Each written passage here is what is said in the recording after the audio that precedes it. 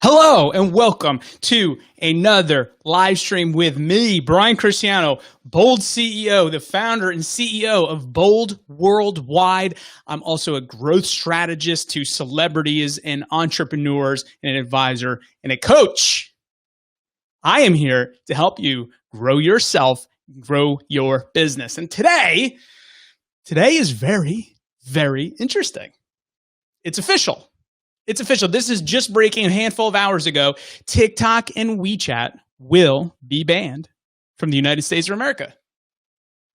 What? It's crazy. That's crazy. I'm not saying it can't come back, but it's banned. As of Sunday, TikTok isn't going to be in the App Store in the United States. WeChat isn't going to be in the App Store in the United States. Like, whoa, that's wild. Andrew, how are you? Megan, how are you?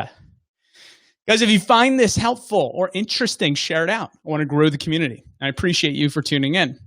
So today we're here to talk about TikTok and WeChat getting banned in the United States. Does it matter? Does it matter?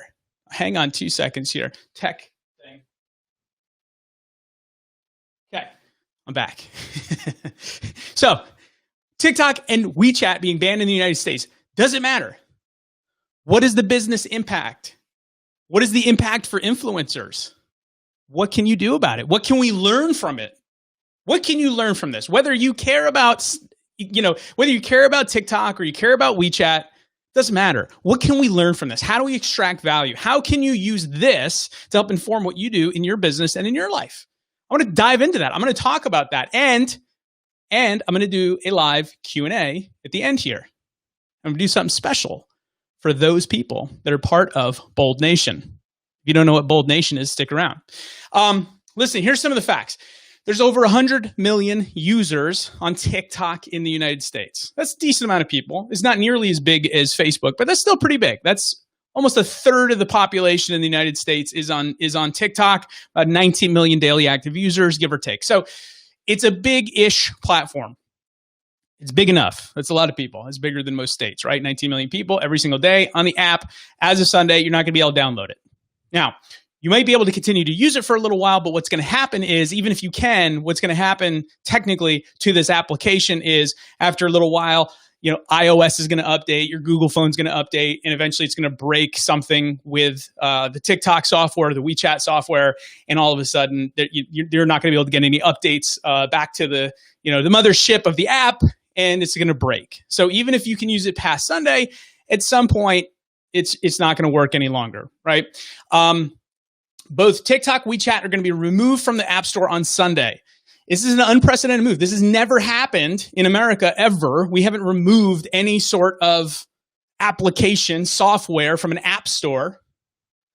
I'm not getting into the politics of it right now, but it's unprecedented. This is wild, right?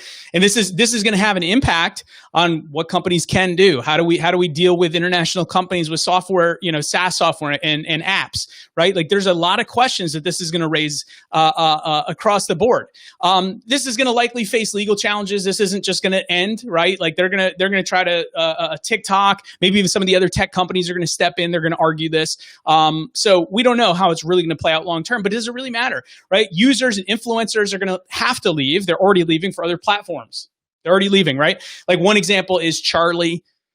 If you have someone in your household under 20, they know who Charlie is. If you don't know who Charlie is, go ask somebody under 25 years old. They can tell you who she is. She's got 87 million followers on TikTok. She blew up in a matter of months. TikTok is interesting and unique for those of you that don't know. Because it's new, because of the way that it works, because of its algorithms, because of the audience. If you're the right person at the right time with the right thing, you can go from like 2 followers to 1 million followers in just a couple of posts. Now, that's not everybody, obviously. Most people don't ever have that happen. But the influencers on this platform exploded out of nowhere. This girl, Charlie, unknown, this kid, does some dancing, some fun stuff. Like, okay, cool. But like 87 million followers. That's unbelievable. That's unbelievable, right? Like she almost has the same amount of followers as there are users in America. Like that's just absolutely wild. But here's the thing. There's a rival app, if that's what you want to call it, called Triller. She just signed a deal with Triller. So what is she going to do? I mean, she's not going to just sit back and do nothing. She's already, doing stuff with Triller. It's not exclusive. She does some stuff on Instagram. She doesn't really push that hard. But Instagram also came out with something called Reels, which is essentially kind of like TikTok in a separate, segment of the software. It's not the biggest piece of the software of Instagram at all. It's kind of tiny, really. However, people have to go somewhere. And for those of you that remember what happened with Vine, what happened with all them? They scattered. They had to go somewhere else. They had to go to a different platform. They went to YouTube. They went to Instagram. They went somewhere. The same thing is going to happen here. So users and influencers of the platform are going to leave. They're going to go somewhere. Even if it comes back, nobody's going to risk the fact that, well, maybe in 6 months from now, the legal system fights this and TikTok comes back. Nobody's going to fight that, right? So it's just inevitable. People are fleeing and will have to continue to flee TikTok. WeChat as well. I mean, it's such a huge platform that's used especially to communicate between different countries. And again, not going to be able to use it without hacking around or using a VPN. And again, eventually, like it's just not going to work out long term. That's going to be a very, very small fraction of those users. Okay. So what can we learn from this, though? What can we learn from this, right? Like, what is it that we can take from this, both for social media? Like, how do we use this to fuel like what we're doing with social media? Like, how do we use this as information to say, okay, if I'm using social media, whether for pleasure or for business or both, like, what can I learn from this? How can I utilize this information for myself? And whether you whether you like the platform, do you care, don't care, doesn't matter. What can we learn from this in overall business perspective, right? Because what's TikTok? And it's a business. It's a business. Like, what can you do? What lessons can you learn from this blow up of theirs, right? So before I get into that, if this is valuable for you, if you find this information interesting, if you like my hair, no, well, but seriously, if you find this information interesting, valuable, please share it out. Trying to grow the community. And thank you for everybody that's part of Bold Nation for hopping in on this. I'm excited to have you all here. For those of you that don't know, now you know. All right, so what can we learn from this? The first thing, I've got four things that I want you to take away from this. 4 things that you can learn from TikTok and WeChat being banned in the United States. And the first thing is you have to diversify. You cannot rely on one single third party for anything. Diversify. You cannot rely on one single third party for anything. What do I mean by that? It doesn't mean that you need to focus on everything, right? I mean, I know a lot of people are like, you need to be on every social media platform 500 times a day. That's not realistic for the vast majority of us. It's just absolutely not realistic, right? Because then unless you have a big team, it's not realistic, okay? So you need to focus a bunch of energy on fewer things. However, that doesn't mean that you're on one social media platform. Because if you were only on TikTok and somehow you're seeing this live stream right now and you're going, uh-oh, TikTok's gone on Monday, what do I do, right? Like you cannot just be in one place. And you can't have only one option when you're dealing with a third party. And this means not just social media, this means vendors. It's like, well, we outsource, I'm not saying we as in me, but let's say you outsource a part of your digital marketing to a third party. And it's the only company that you use to outsource your third party digital marketing. What happens if they screw up? What happens if they disappear? What happens if they get sent back to China and they can no longer do business here in the United States? What happens to your business? You get screwed.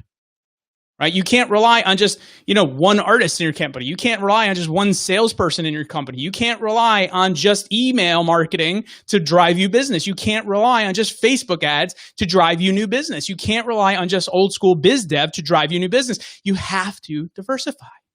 You cannot rely on one third party in anything in business or in social media, right? You got to use multiple social platforms. But again, if there's 12 options, pick 3. Pick 3, okay? Because I'm all about focus. You have to focus. You can't not focus either. You can't do 50 things half-assed. You got to do a few things really, really, really, really well, but you can't just do one thing. You can't be one trick pony, right? So you got to diversify. You can't rely on one third party. Number two, be proactive, not reactive, right? I mean, how many people out there out of the 100 million users, on TikTok, how many people out there are going, what am I going to do on Monday? Like, I'm starting to get some traction. I was starting to become an influencer. I got 100,000 followers on here, and that's it. And like, I was starting to get some traction, but what am I going to do on Monday or Tuesday? I don't have any followers on Instagram or Facebook or LinkedIn. What am I going to do? Or I'm not on Triller. What's Triller? That's reactive. You're kind of screwed. And I guarantee, how you do one thing is how you do everything. And so if you're reactive on this, you're reactive on a bunch of other things. But again, we're not just talking about TikTok or WeChat. We're talking about business as well, right? Like, we've known about this TikTok issue, the potential for it getting banned for months.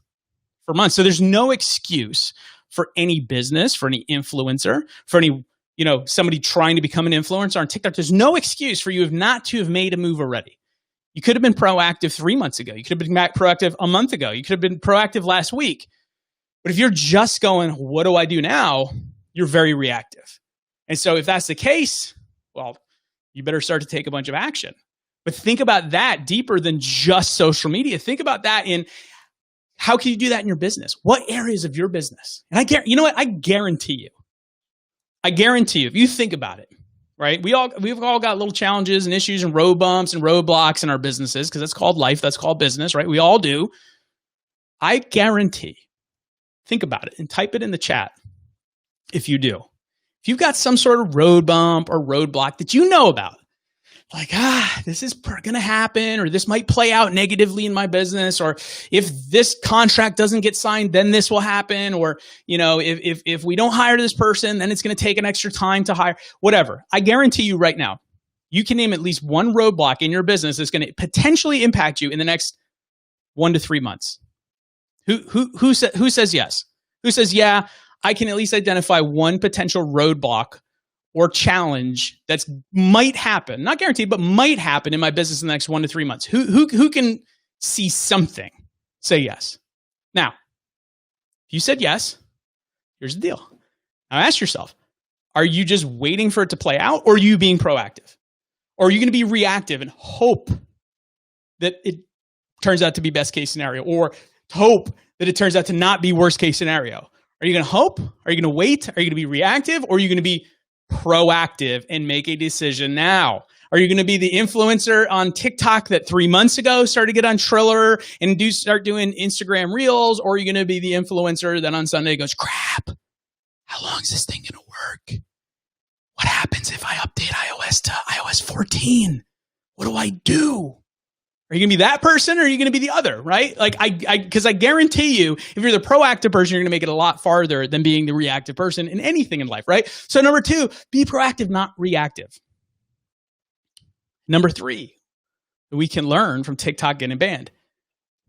And thanks for everybody that's tuning in and watching. Share this out. Share this to your feed. I want to get some more people in here. I want to spread this information to other folks that this could be valuable for. So if you think this is interesting or valuable, please share it out to other people so we can grow this community together. Now, number 3, the third thing that we can learn from TikTok and WeChat being banned in the US is become a person of influence. I'll say it again. Become a person of influence. Now, Charlie. Again, if you don't know, go ask anybody under the age of 25 who Charlie is. But Charlie's going to be just fine. She's got 87 million people that follow her. If she ends up just on Triller, a large percentage of those people are going to follow her over there. If Triller blows up, she's going to have even more followers. If Triller doesn't work out, but she's on Instagram, she's going to have a bunch of people follow her over there. Charlie's going to be fine because she's already a person of influence. I don't care if you like her. I don't care if you think she has talent or not or whatever. I'm not here to debate that. That is irrelevant, but she is a person of influence. She has connections to more people than you and I have combined, right? Like, she knows a lot of people. A lot of people know her. That's what I should say. Okay. She's a person of influence. And a person of influence creates options and opportunities. You can pivot a lot easier. When you have 87 million people know who you are, and then you go do something else, you're going to be fine. When 5 people know who you are and you need to go do something else, you're starting over. You're starting from scratch, right? Like, think about Logan Paul. Same thing, love him or hate him. Logan Paul, he was a huge Vine star. And people then, I remember when Vine was closing And they were like, what's going to happen to people like Logan Paul? Nobody's going to care. Where's he going to do? Go to YouTube? Yeah, he went to YouTube. Now he gets millions of views on his podcast. Not just on the actual podcast, but the video of the live stream of the podcast. He gets millions of views on every single one of them, right? And he's huge. He's 50 times bigger today than he was on Vine. Again, why is that? Why did it work out for him? Well, I guess people think him, think he's talented, or don't like him, like to watch him, whatever it is. I'm not judging him one way or the other. I think he's super influential and successful, and, in his own right. But the reason is he was a person of influence. So when he left Vine and he continued to take action and he pushed into YouTube and he pushed into podcasts, he pushed into other areas of life and business, people followed him and other people took notice. Had Logan Paul had 10 followers on Vine, he probably would have 4 followers on YouTube today, right? So you have to become a person of influence. The more people that you know, the more flexibility that you will have, or the more people that know you, the more flexibility and opportunities and options that you will have in business and in life. There's no question, right? Like, think about this. If you have an email list of 500 people and you need to sell something, you blast out to that list. Is that as good as if you had an email list of 5 million people? You can only send one email? Which email list are you sending it to?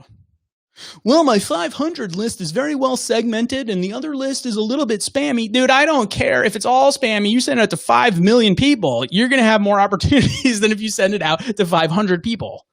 Okay? Volume matters. Influence matters, right? If you had 200 followers on Instagram, is that as good as 20,000 followers on Instagram, or 200,000 followers on Instagram, or 2 million followers on Instagram? Who's going to have more options? Who's going to have more opportunity? Who's going to sell more product? Who's going to make more connections? The person with 200 followers, or the person with 200,000 or 2 million followers, or at least 20,000 followers, right? I'm still working on growing mine. By the way, if you don't already follow me at Bold CEO on Instagram. Follow me on the gram.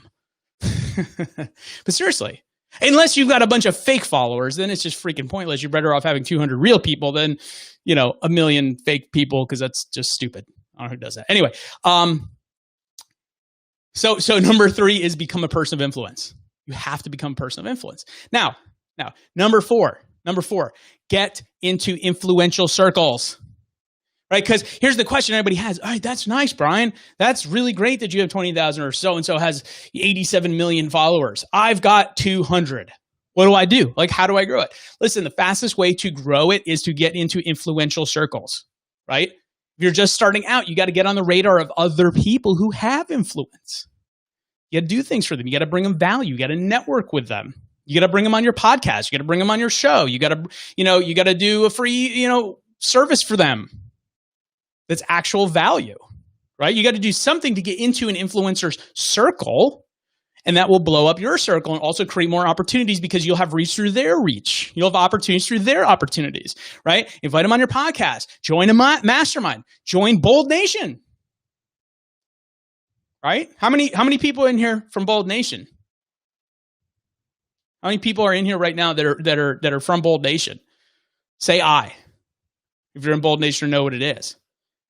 And then tell people, like, how even we just started this thing. We just kicked it off. It's a community of entrepreneurs, of high, kick-ass people, high performers, right? It's a group. It's a sphere of influence.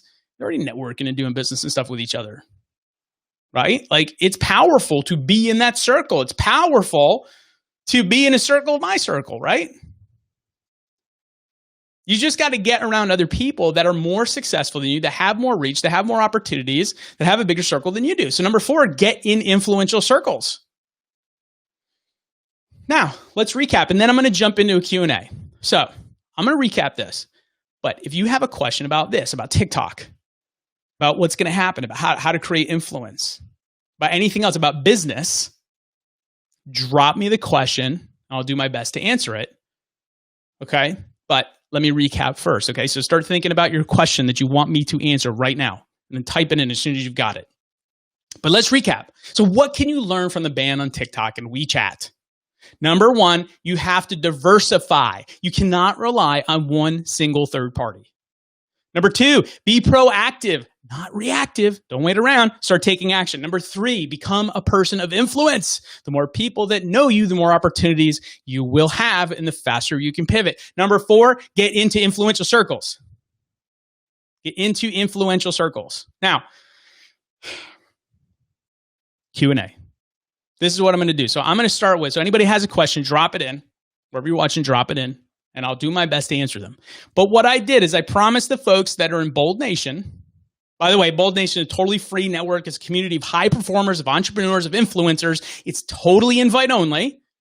If you want to learn more, send me a DM. If you want to learn more about Bold Nation, send me a DM. It doesn't cost money, but we have to qualify you, ensure that you be a good fit and additive to this circle of influence. So send me a DM if you want to know more about Bold Nation, because here are some questions from the folks in Bold Nation. I promised them I would answer all their questions first.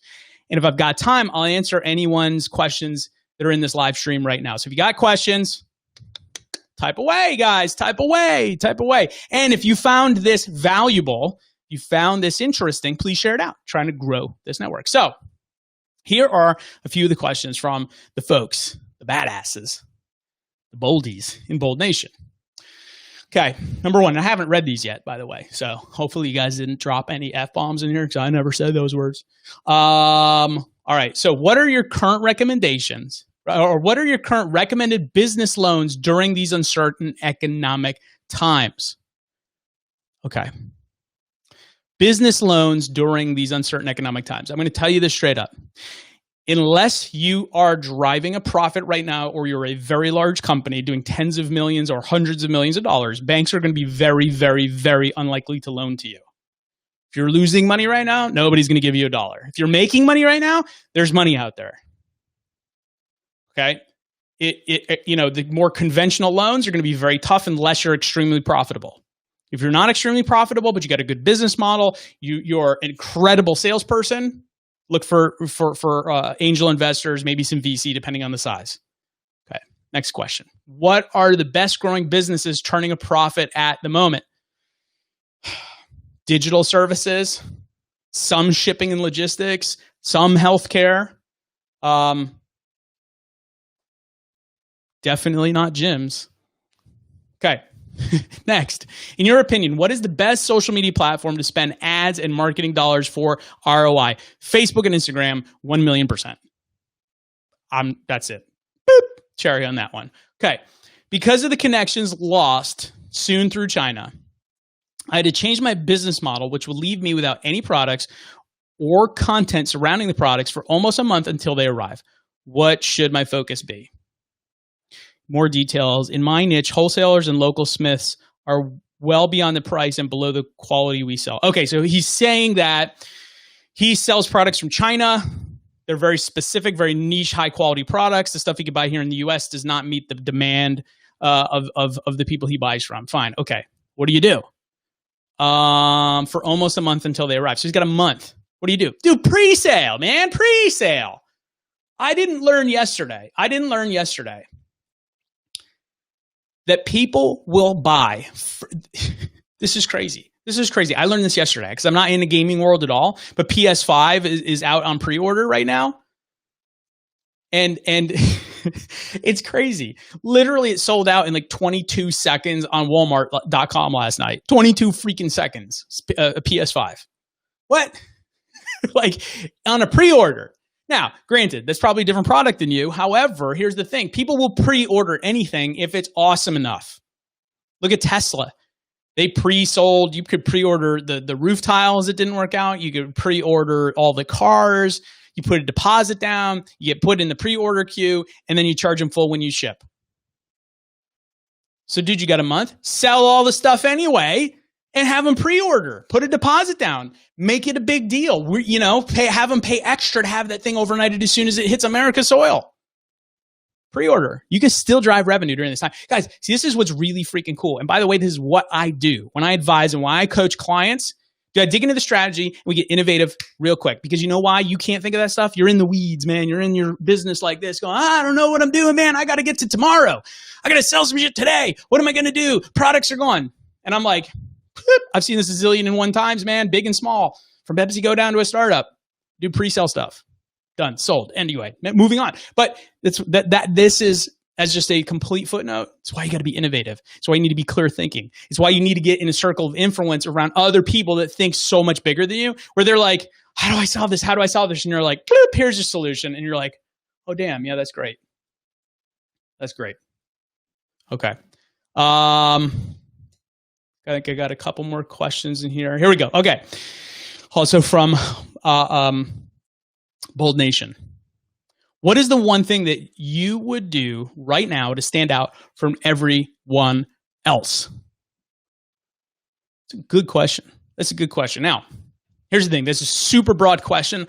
I would say in your next set of questions, get more specific in your ask, because that's so broad. What would you do to stand out from everybody else? In what? Because how I'm going to stand out if I sell, hard cider is going to be very different than how I stand out from selling advisory services. It's going to be totally different from how I sell products in China that aren't getting here for a month, right? Like I'm going to stand out differently in all of those markets and all of those verticals. So that's one thing. And by the way, and that's not a dig, right? That's real value, because so many people ask very generic top level questions, but when you can get super specific about your ask in 1 or 2 sentences, you get super powerful answers back. So I'm going to try to go a little bit deeper and make some assumptions though. Okay. So let's just say, let's use B2B services as an example. Okay. You're in B2B services of some kind. What are you going to do to stand out? I'm going to educate the living crap out of people at a higher level, better quality than anybody else can do.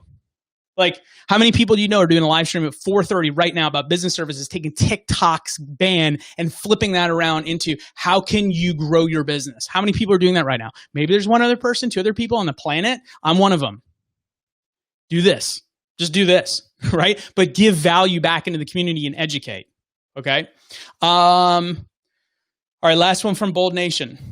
And then who else? Quick. I don't have a lot of time. So if you have any questions for me, drop it into the chat right now.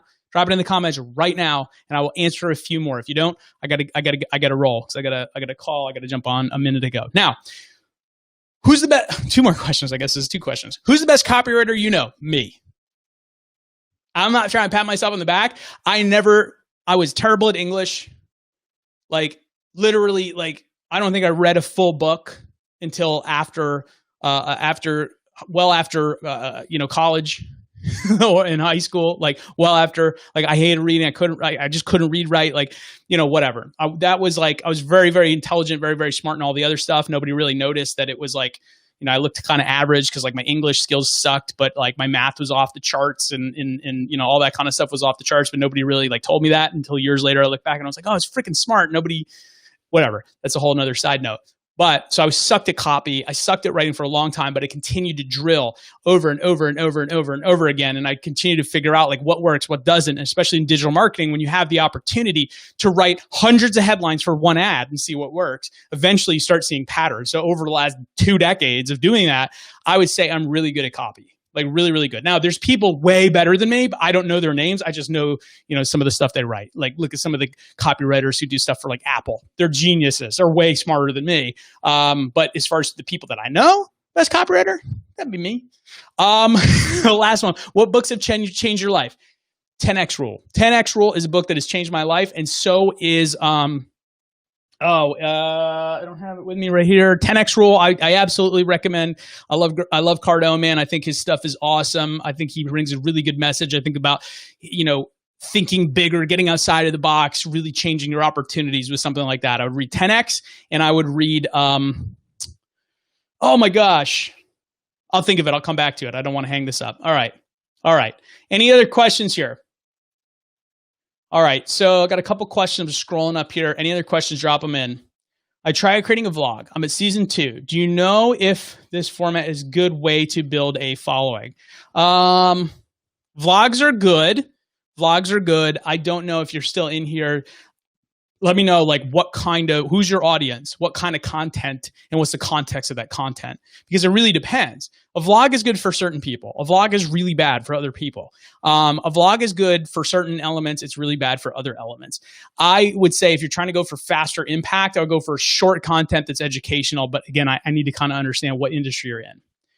Would you say that copywriting is one of the bedrock skills for success in the digital world? Yeah, Absolutely. I've seen studies that show that copywriting has a bigger impact than landing page design, has a bigger impact than is the button green or blue. It really doesn't matter. But if the headline grabs somebody's attention, yes. I mean, think about it, right? Like, not to get into politics, but think about what's going on with politics right now. What's working? It's the stuff that is these little nuggets, these little like in your face things that give you a feeling and an emotion in like 8 words.